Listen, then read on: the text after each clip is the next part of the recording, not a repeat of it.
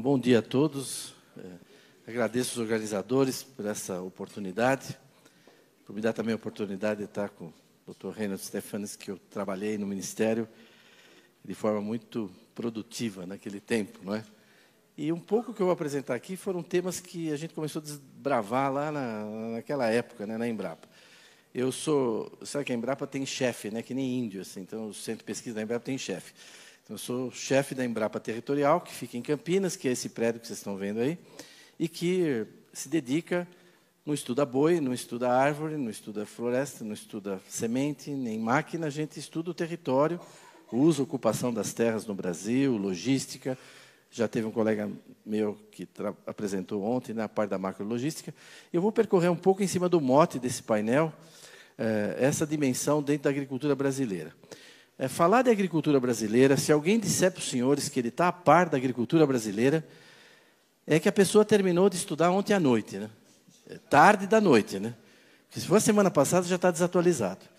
Porque a agricultura já desativou o pivô, já fez outra coisa. Então, nós temos uma coisa extremamente dinâmica. Essa aqui é uma imagem que eu costumo sempre apresentar, que é uma região que eu monitoro há muito tempo. Isso aqui é o oeste da Bahia. Vocês estão vendo aqui em verde, é pastagem extensiva. Pastagem extensiva. Em vermelho estava começando a produção de grãos, milho e soja, são as áreas de campo de soja. E aqui tinha um pivô de irrigação, não sei se dá para ver aí, roxo, e aqui mais 6 pivôs de irrigação. Isso é 1990. Isso aqui é 2000. Isso aqui é 2010, né? Isso aqui é 2015. Tanto que já faz 2 anos que o Nordeste ultrapassou o Sudeste em produção de alimento. Eles já passaram de 20 milhões de toneladas, e nós estamos com 18 aqui, batendo em 20 e tal, né? Desde o século XIX não acontecia do Nordeste produzir mais alimento que o Sudeste, né? Isso se deve a essas regiões, né, que mecanizaram o sul do Maranhão, do Piauí, do oeste baiano. Então, é uma realidade muito dinâmica essa da agricultura. Claro que deu essa dimensão conhecida da agricultura brasileira, de liderança mundial, né, tanto na produção como na exportação de diversos produtos agrícolas. E isso também tem o lado econômico, porque se a gente... Não adianta produzir muito se você produz caro, né? Nosso arroz tem que ser mais barato que o da Tailândia, a nossa soja tem que ser competitiva. Não é só produzir volume, você tem que produzir barato para competir, né? E isso a agricultura brasileira está fazendo. Agora, a agricultura brasileira está ajudando o país, vocês sabem, todo mundo já aqui nesse evento mesmo evocou o quanto... Essa imagem do Jornal de Minas, ela virou um meme aí, né? A agricultura tirando o Brasil da lama, né? Fazendo o país voltar a crescer, e a gente sabe o papel que ela tem tido. Nosso centro, nós trabalhamos com 3 realidades que vão me permitir aqui de falar rapidamente sobre essa dimensão da proteção, da preservação e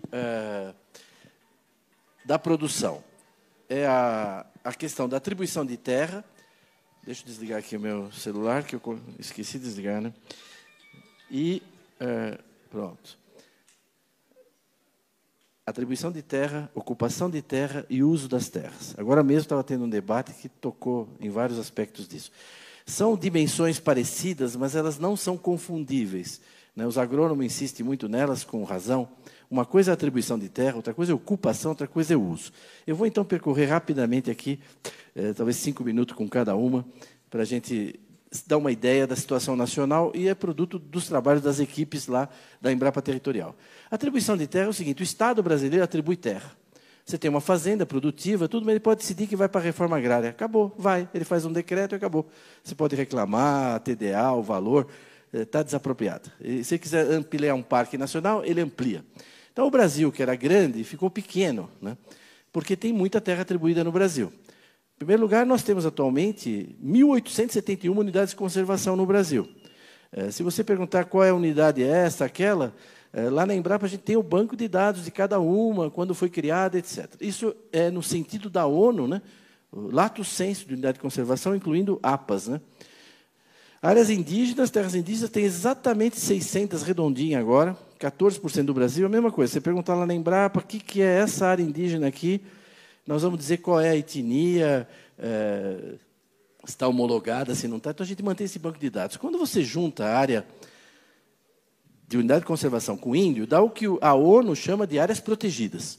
Então, isso é um banco de dados que tem na UNEP, está disponível na UCN, também em Genebra. São as áreas protegidas dos países. Quais são as áreas protegidas da Rússia? São os parques nacionais da Rússia, mais as áreas dos índios deles lá, os Kirguizes, os Lapões, não sei o quê. Quais são as áreas protegidas do Canadá? Os parques nacionais do Canadá, mais os territórios das populações tradicionais, dos índios deles lá, os Inuit, os Esquimós. É assim no mundo inteiro. Então, o Brasil tem sobreposição entre índio e parque.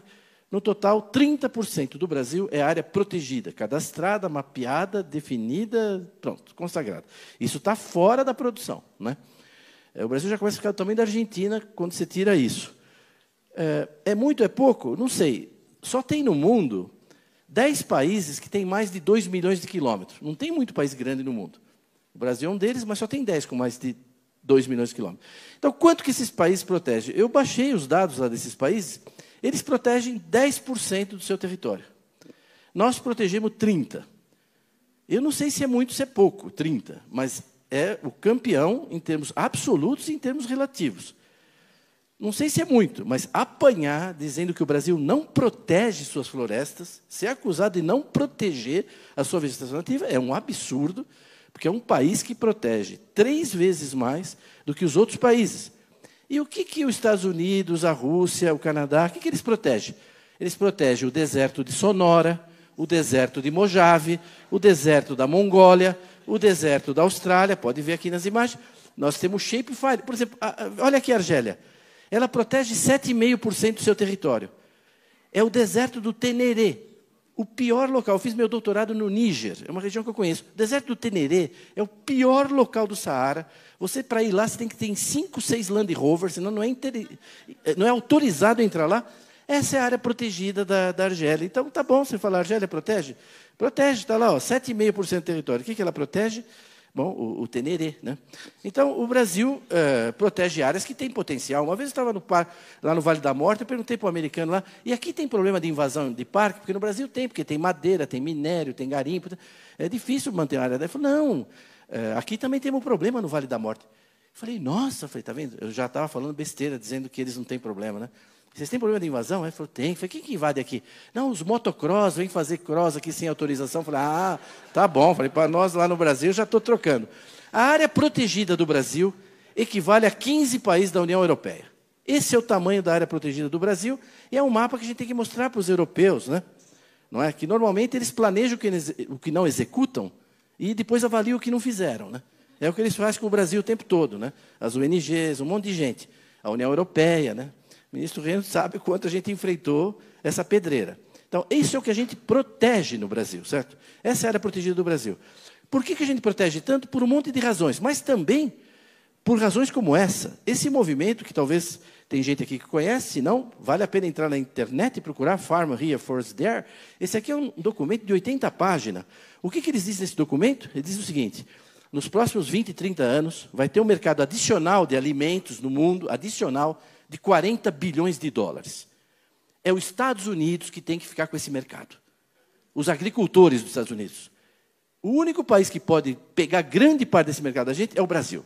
Então, ao invés de dar subsídio para nós, está escrito aqui, ó, ao invés de me dar subsídio, dê dinheiro para as ONG no Brasil impedir a expansão da agricultura brasileira.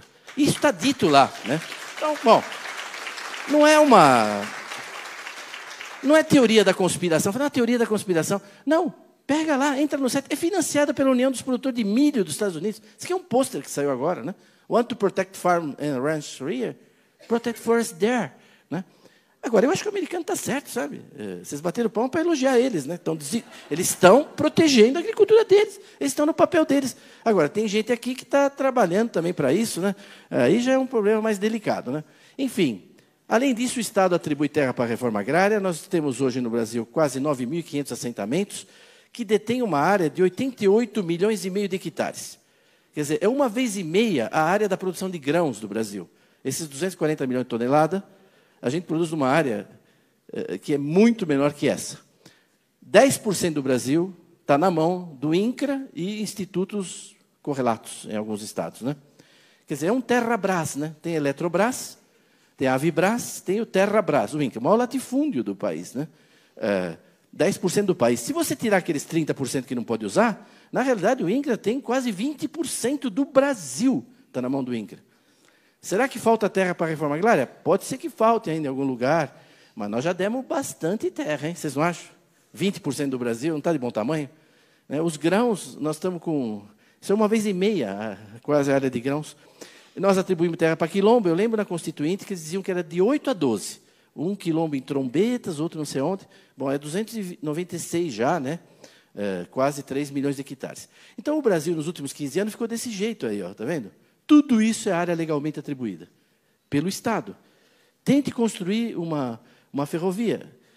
Aqui, vamos visualizar tudo isso numa coisa única, né? Não, a escolha da cor é mera coincidência, não tem nada. Não. Então, então, quando a gente olha, nós temos hoje 12.500 terras legalmente atribuídas, né? É bom já ir se acostumando, né? Então, 37% do país está legalmente atribuído. Tente fazer uma rodovia aí. Ah, mas aqui pode fazer agricultura no branco? Pode, vai de helicóptero, planta de helicóptero, sai de helicóptero. Essa é a situação, né? Então, eu não queria gastar mais tempo nisso, que já estou ultrapassando aqui o que eu previ. Essa situação das áreas legalmente atribuídas. Está bom? Não, não está. O pessoal quer mais unidade de conservação, o índio quer mais terra, a reforma agrária quer mais terra, os quilombolas querem mais terra. Uma vez nós fizemos uma reunião com o presidente do Brasil, o ministro deve lembrar. Não, mas é legítimo o índio. Eu falei, não, é legítimo. O problema não é legitimidade. Não cabe. Não cabe.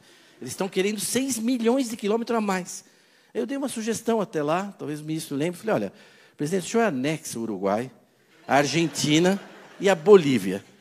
Paraguai não, porque eles estão indo tão bem, né? Tu deixa, ela já teve problema no passado, melhor deixar. Vai dar os 6 milhões, aí pronto, atende todo mundo, entendeu? Porque não cabe.